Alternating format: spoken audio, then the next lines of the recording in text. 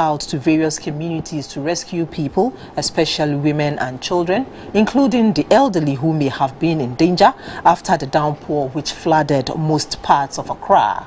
Areas of the operation included Osu, Accra Central, Kaneshi, Nungua, Barrier, Circle, Udoko, among other areas. We are joined on the line by Lieutenant Colonel Alex Chumesi of the 48th Engineer Regiment of the Ghana Army to tell us more.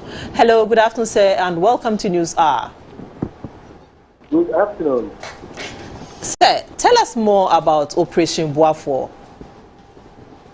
Okay, so Operation Boafo is an operation by the Ghana Armed Forces to provide emergency response support to NADMO. And it's within flood, earthquake, any disaster that NADMO will be involved. So depending on the nature of the disaster, there will be a lead unit. So with particular reference to flood, 48th Engineer Regiment usually is the lead unit for Ghana Armed Forces, and we coordinate with the NADMO to provide response in times of emergency. So how was the situation in areas you visited yesterday? Yeah, so yesterday we had a number of military personnel. We had about 3 teams that we dispatched to various locations after the downpour. And within the general area of Greater Estate, Teshi, we went to Kaneshi, Circle, Lingua Barrier general areas. Most of the roads were flooded and some of the houses were flooded. So the personnel have to break into the houses and rescue people who were in distress. So where were those people evacuated to? So usually we have people in secure areas that is out of the inundated areas that we keep them, and usually first aid is also provided. Our teams usually move with personnel who can provide first aid, so that is done for them, and then the rest, the district or municipal NADMO officials will take over.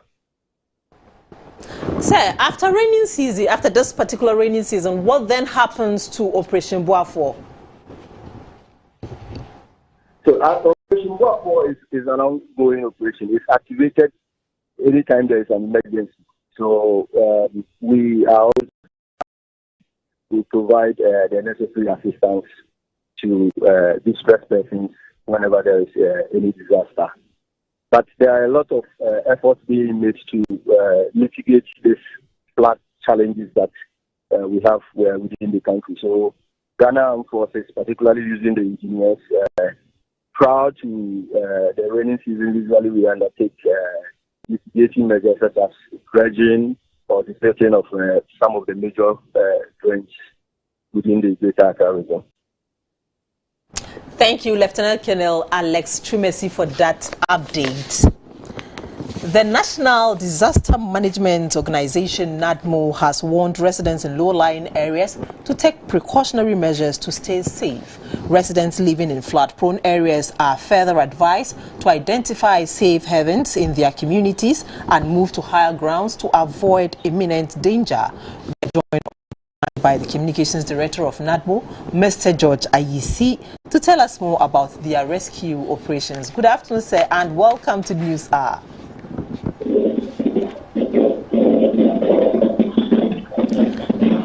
Hello, Mr. Ayisi, if you can hear me, can you reposition yourself, please? Yeah, I can hear you. Okay, our people... Welcome to News Hour.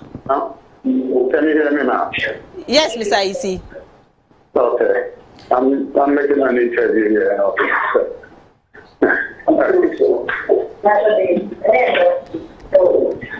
Mr. Ayisi, can you hear me? I can hear you. Okay, then. Are people really heading to... Hello, Mr. Ayisi? Yes. Are people really heading to warning signs from NADMO? We give the warning. People pay attention to it and they get started. they do. Please lower the volume of your set, please. I can hardly hear you.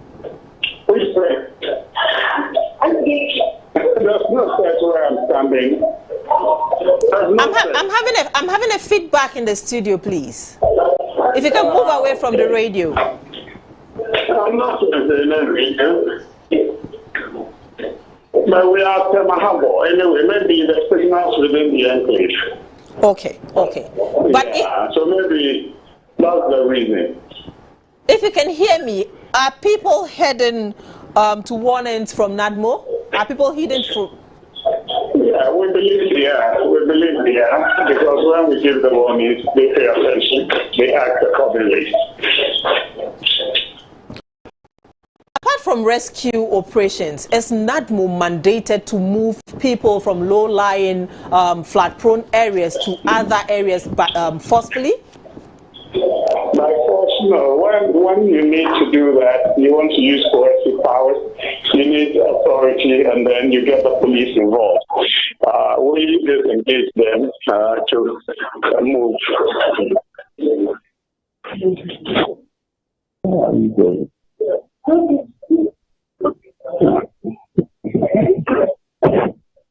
I hope you heard me. Miss IC, I think I have to come back to you again because I can hardly hear you.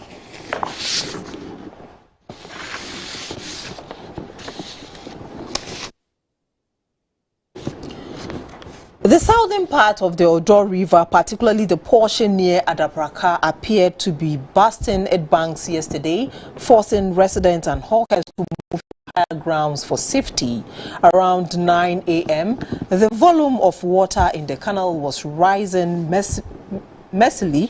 However, a day after the downpour on Wednesday, the water level has dropped and the hawkers have bounced back.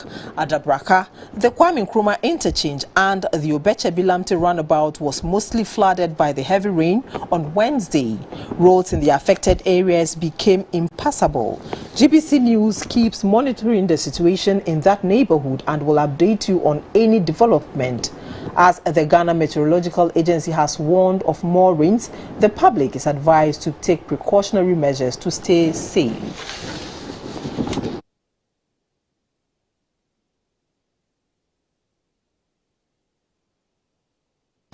Meanwhile, the Ghana Meteorological Agency has warned of more rains, especially at the peak of the raining season. How much rain should be expected? On the line, Madam Felicity Ahafianyo, Chief Forecaster with the Agro-Meteorological Unit of the GMET. Good afternoon, ma'am, and welcome to News Hour. Thank you very much, and good afternoon for having me. Currently, I'm no longer with the Agro-Meteorological Unit. I'm now with the Central Analysis and Forecasting Office. Thank you, ma'am, for that correction. Should we expect anything different from what we experienced yesterday? We are in the rainy season, so definitely we'll be expecting more rain for the southern sector, and likewise those over the northern sector too. For some time now, people do have doubts with whenever information comes out from your outfit. How serious should we now take this warning? I think for some time now, you've been calling me on breakfast show, and we've been giving the forecast for the day, and then at times we do the weekly forecast. And I believe that if you monitor it, you realize that in terms of accuracy, it has improved tremendously. So we are advising that the public should take GMED forecast office seriously, and then whatever we come out with for the day, take it and work with it. So again, before you go, what is your outfit doing to sensitize people on weather warnings? I think that is why we have made ourselves available to any media houses that is available for us to interact with us. We'll give the information out. But on our own, we are always putting it on the website. That's the Ghana Meteorological website. We have the Facebook account. We have Twitter, we have Instagram, and then we have WhatsApp. Madam Felicity, before you go, how much more rain should we expect for the coastal and forest areas? For this week and next week, per the model chart that we are working with, we are having low-level convergence with upper-level divergence, which is good for rain. So rain is still in the forecast for the remaining day of this week and likewise next week. Thank you so much, Madam. Enjoy the rest of the day. That was Felicity Ahafiano. She's the Chief Forecaster with the Central Analysis Unit of GMET. Residents of Jumbo in the Nkwanta South Municipal Assembly of the Oti region have called on the Northern Electricity Distribution Company, NEDCO, to, as a matter of urgency, attend and mend fallen high-tension cables that pose danger to them. According to residents, a roofing of buildings fell on the cables of the NEDCO light poles last 2 months during a downpour coupled with strong winds. The community authorities contacted NEDCO officials to inform them about the situation for assistance, but so far nothing has been done. The residents say they are worried because the incident scene is a popular route for basic school pupils since there is a school nearby. Shop owners have closed their shops for fear of any eventuality. An assembly member of the area, Mr. Jato Robert, said all efforts to get NEDCO to address the issue has proven futile.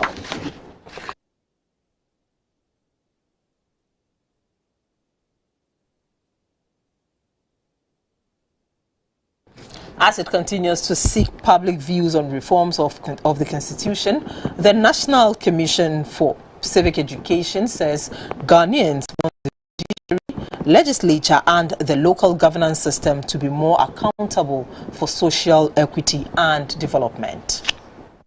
A team from the commission went to officers of the Ghana National Fire Service to educate them and solicit their views on reforms to the Constitution. The Deputy Chief Fire Officer and Director in charge of welfare, Mr. Tony Gomez, preferred some suggestions on the reforms. Just like the main organs of government, that's Parliament, Executive and the Judiciary, are resourced, this institution should also be resourced, even as much as the Electoral Commission. And to make them educated very well, they go to the rural areas, teach people, educate people, sensitize people.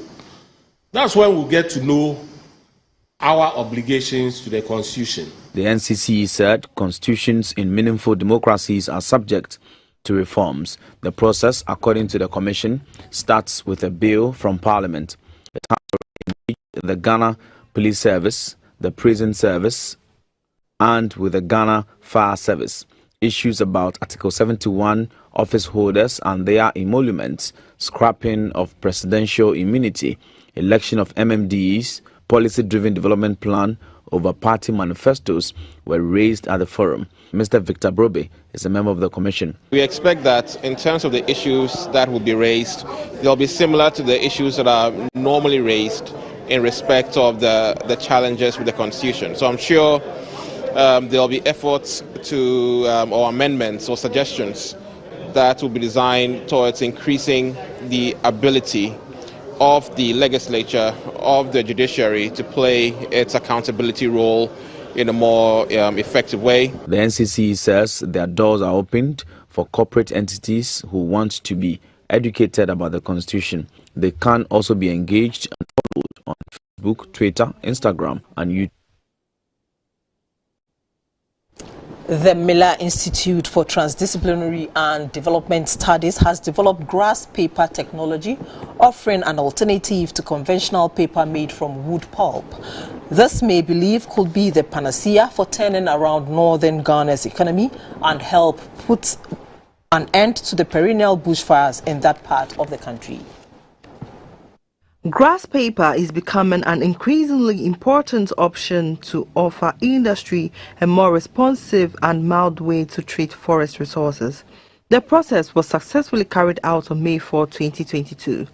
President of the Institute, Professor David Miller, said the project was to identify a solution to grass wastage, especially for those in northern Ghana. Being a researcher emanating from the area and also settled there and having started the university in the area, I I decided to look at what resources we have in abundance and how we can use them to develop. He explained the prospects of the technology as against income generation for rural folks and indigents becoming ambassadors of bushfires and felling of trees. Basically, it occurred to me that the most common resource besides the sun in the area is grass.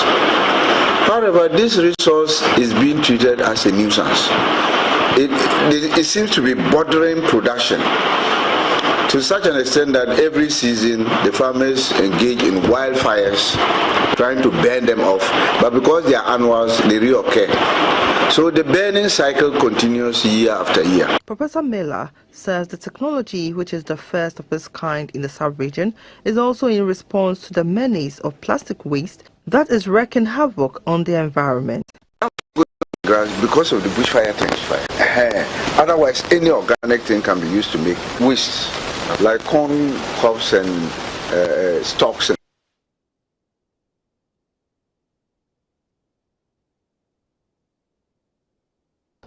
Over 300 students have graduated from the Presbyterian University College of Ghana at Akropong in the Eastern region. At the ceremony, the president of the university, Professor Ebenezer Owusu-Odro, called on the government to establish a national research fund to encourage students and researchers to find solutions to issues of development in the country. The School of Graduate Studies of the Presbyterian University College, Ghana, was established in 2016 and offers courses in business administration, international development, computer engineering, environmental and natural resources management, among others. All 309 students who have successfully completed their various programs graduated. The president of the university, Professor Ebenezer Owusu-Odro, called on the government to ensure private universities benefit from GET Fund projects. There's no doubt that every nation needs qualified graduates to sustain the nation in growth and development. The training of graduate students has become extremely important due to the new world order of knowledge economy, as well as the need for developing nations to do the developmental catch-up with the advanced ones. The moderator of the Presbyterian Church Ghana, Right Reverend Professor Joseph Obriye Buamante, advised the graduates to apply the knowledge they have acquired in their fields of work. I have heard so many people who have told me, oh, and I did my master's degree here and I did my master's degree there, and yet once you can't make head or tail of the sentence.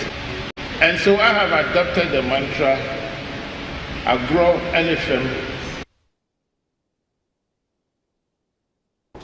One of nature's best bathe pool, the Klugu-Kenyo waterfall is located at Avetime Biakpa in the whole West District of the Volta region. It is the choicest destination when you are tired of the hustle and bustle of life and want freedom. GBC's FM station at Ho, the Volta Star, visited the waterfall as part of an initiative to draw attention to underdeveloped tourist sites in the region. Avetime Biakpa is a community located on the hills near Amejope, the highest human settlement in the country. The area is endowed with lots of tourism potential, including the Kulugu Canyon waterfall. It takes 45 minutes drive from the Volta regional capital Ho to get to Avetime Biakpa, while a hike from this community to the waterfall takes about 30 minutes.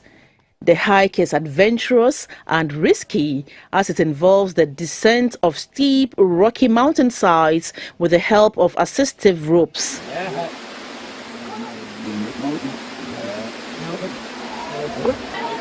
The cool breeze from the waterfall is very refreshing and can even be felt a couple of meters away from the waterfall. It is believed that the water falls from a height of about 30 meters and sloshes into a pool with great volume, making it suitable for swimming. I feel so refreshed after bathing the water. I feel so refreshed. So I urge everybody to take a trip to Avetime Biakpa to visit our very own Kulugu Canyon. One should be careful to look of the assistive ropes, as climbing up on a return from the waterfall can be deadly.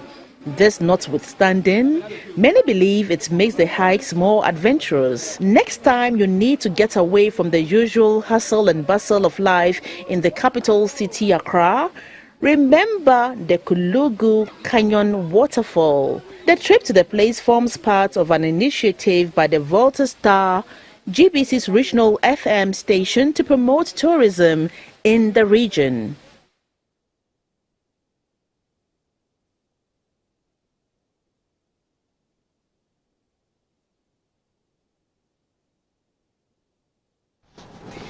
Food safety is non-negotiable where the public health is concerned. To ensure the food consumed by the public is safe, the Food and Drugs Authority has launched the National Food Safety and Food Safety Emergency Response Plan. We will speak to Madam Faustina Atupra, who is the Director for Food Safety and Consumer Education from the FDA. Hello, welcome, ma'am, to the studios. Thank you. So, how can we determine that food is safe? That's a very interesting question. Well, first I would like to define what food safety is. Food safety is the assurance that when food is eaten according to the intended purpose, it will not cause harm to the consumer. But you cannot, when you see food being put in front of you, the appearance of the food, you cannot determine, unless the food is tested, you may not be able to determine that it is safe. The appearance or the taste of the food cannot tell you that the food is safe. But then when the food is eaten and there's any harm, that's when you realize that the food is contaminated. So, ma'am, now that we have to govern the safety of our foods,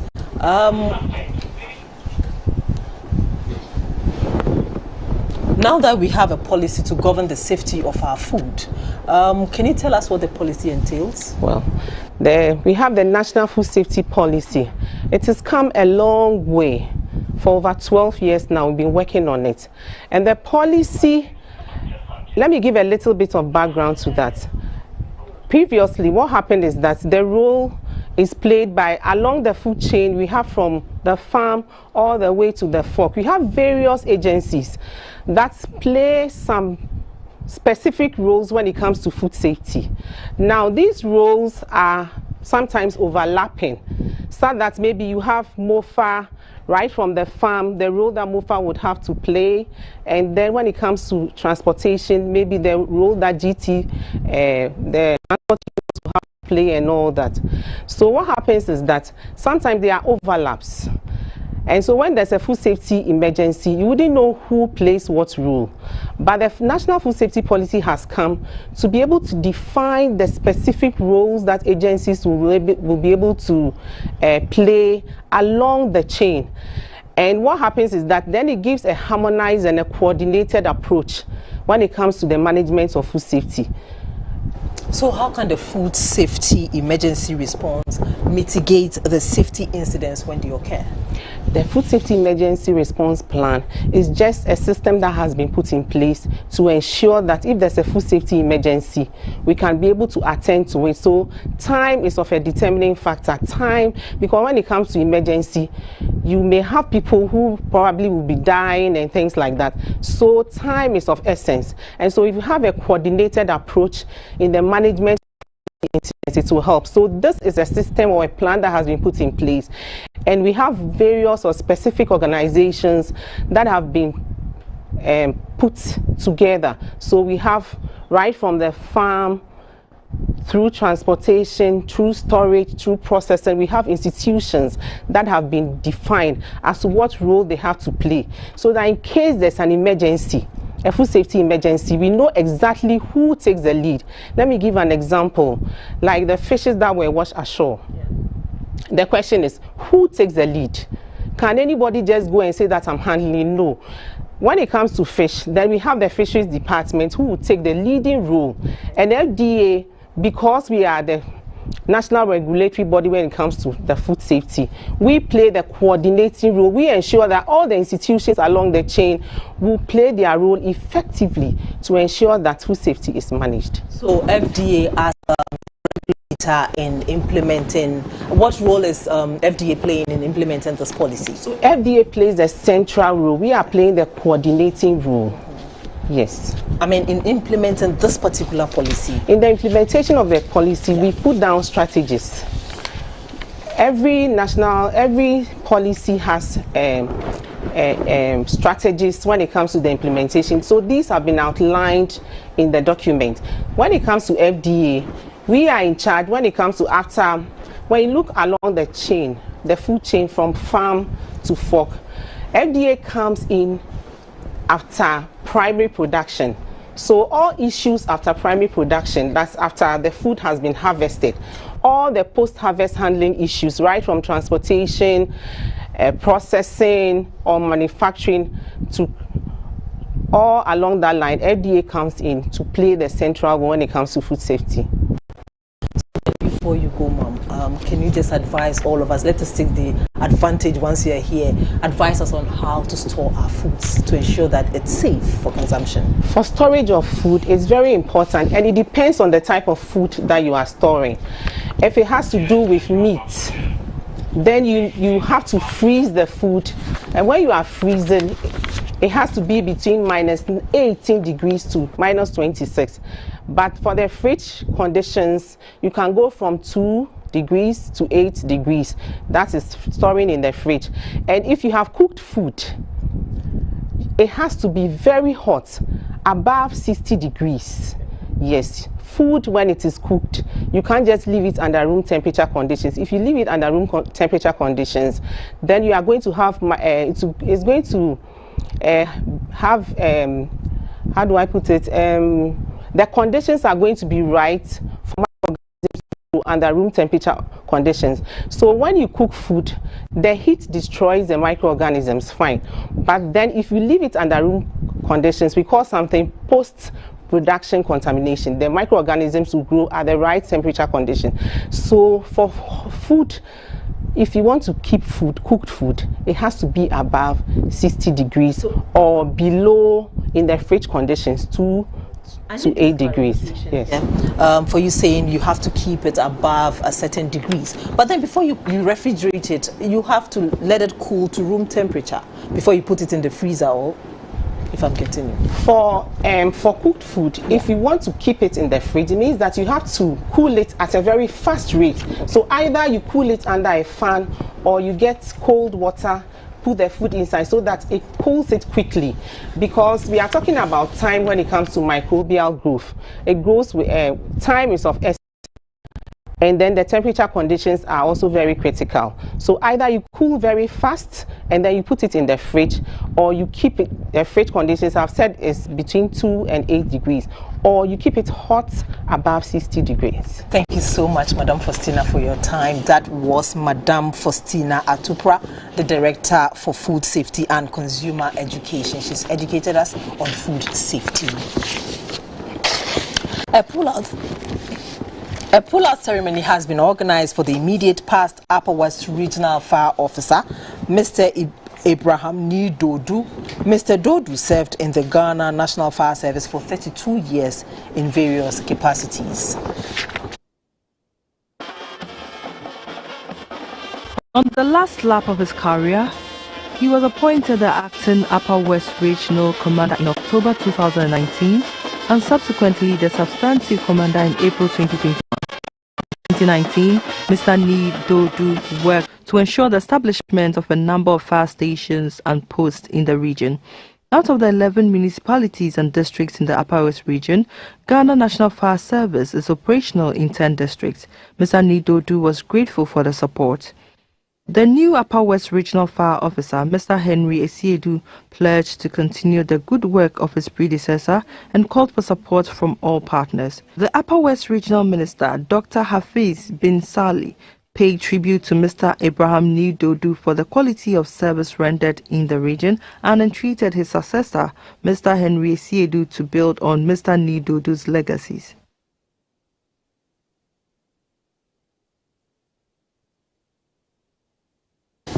A new paramount chief of the Gbi traditional area in the Hohoi municipality of the Volta region, Togbega Gabusu, has been outdoored. The chief, who also chief of the Tokoni clan called on residents of the traditional area for support to enable him to play his role as the traditional ruler. The performance of the royal transition rites of the late Togbiga Gabusu VI in December last year paved the way for the search, nomination, outdooring and installment of a new paramount chief of the Gbi traditional area.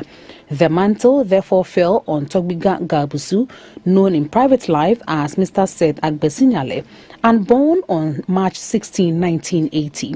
He is a product of the University of Professional Studies and currently a senior investment officer at the Ghana Integrated Iron and Steel Development Corporation.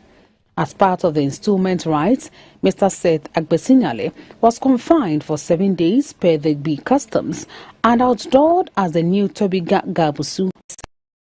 The left-wing chief of Gbi and the divisional chief of Gbi Wegbe, Togbike the 12th, congratulated the new paramount chief and called on residents of Gbi to support the new chief for development. Togbiga Gabusu VII expressed gratitude to the traditional council, kingmakers and families for their roles in ensuring his installment. He called for support from indigenes of Gbi to accomplish the dreams and aspirations of the people. I thank the kingmakers for bestowing on me the great honor of leading the people of the traditional area. I appreciate the efforts of all clan heads of Tokoni and the various families for having faith in me. I ask for the grace of God to help me not to let me down. The new paramount chief is married with 3 children.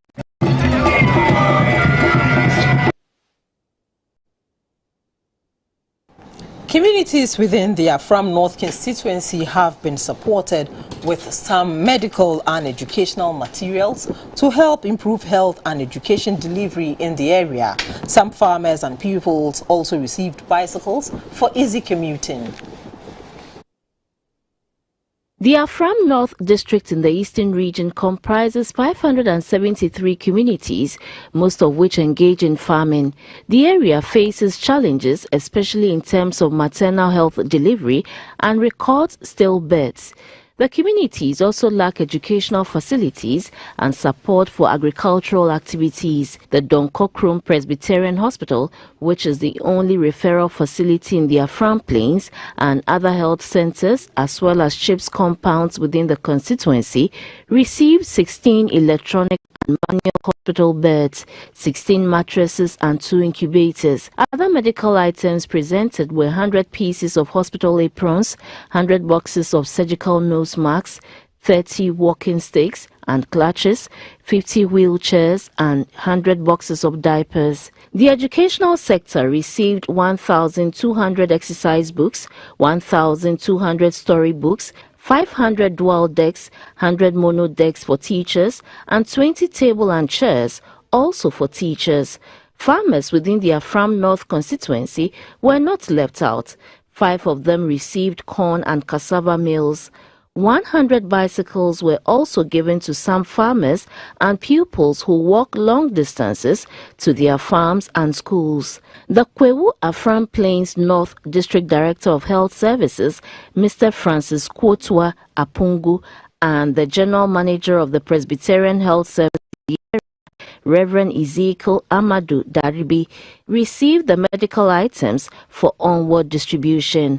The Kwewu Afram Plains North District Director of Education, Mr. Solomon Akrogo Azubila, and some head teachers also received those for the educational sector. The benefactor was the Member of Parliament for the Afram North, Madame Betty Crosby Mensah, supported by the YEG Rotary Club, Sinkonia Community Development Organization, and Emmanuel Foundation. The beneficiaries were grateful for the gesture. The Krontihine for Donkokrum, Nana Okai Kweku in Cancer, commended the donors for the massive support. You're watching news. We'll be back with business after this break. Don't go away.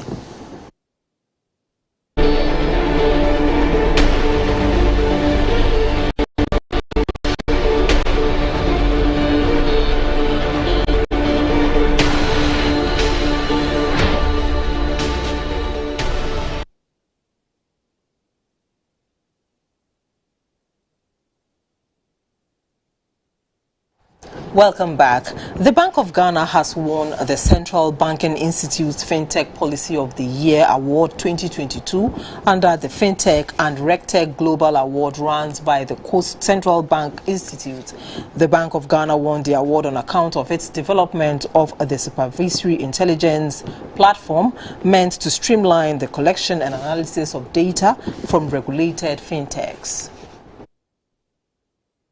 The award scheme, Central Banking Institute, highlights official institutions' success in payments, central bank digital currency CBDC innovation, data management, cyber resilience, data and digital asset regulation.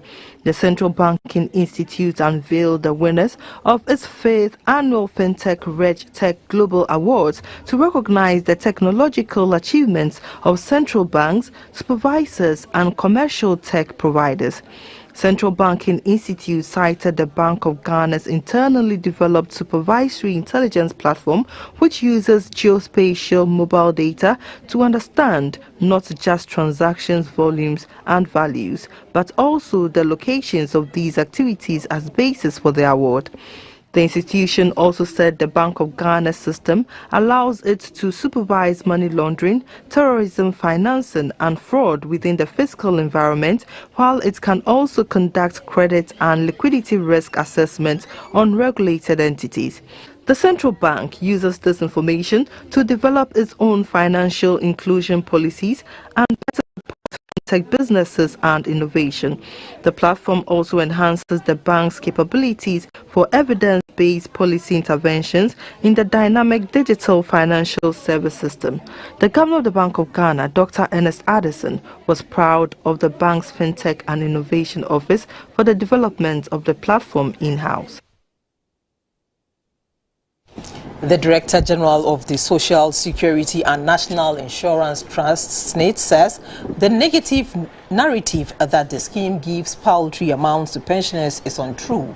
Dr. John Ofori-Tinkran said this narrative has deterred many workers, both from the formal and informal sector, from enjoying the benefits of being an active contributor to the scheme. A lot of people don't pay SNIT. Because one is either they don't know that it's their obligation to do, or even some of them that do know, they probably think that the scheme doesn't have much of a benefit. Because what they've probably heard on the radio is somebody complaining that, oh, they've worked for 30-something years and all they are getting is peanuts. That's what they've heard on the radio. But what they don't hear is that there are people who are getting paid 20,000 Ghana cedis a month, 100,000 Ghana cedis a month, 80,000 Ghana cedis a month, with the same scheme.